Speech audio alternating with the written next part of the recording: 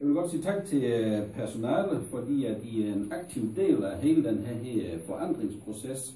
Vi kan sige, at det er jo ikke ret lang tid siden, at Karl Possel, der er overbibliotekar, han gav pension, og Lotte Latt Sørensen, hun trådte ind som leder, og det er jo, hun kom ikke ind som en titel af overbibliotekar, hun kom med en baggrund fra informations- og kulturverden, så det er jo også sket en ændring der.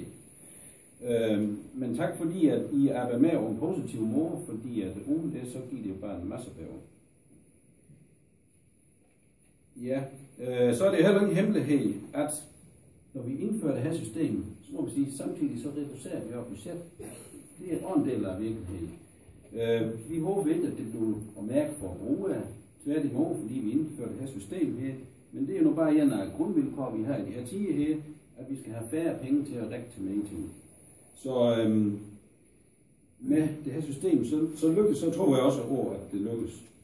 Men ikke desto mindre, så er det i hvert fald rigtig vigtigt, at vi fortsat kan fastholde grundtanke ved vores bibliotek, vores folkebibliotek, nemlig at det er det store fællesskab, det betaler, så at alle borgere, uanset baggrund, de har den samme tilgang og de samme muligheder. Og det er jo en rigtig god ting.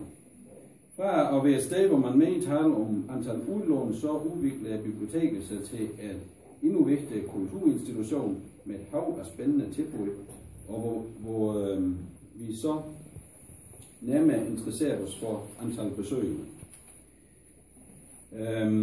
Nu kommer jeg fra landbrug her, og der er det et gammelt ordsprog, der siger, at bondemanden han siger, at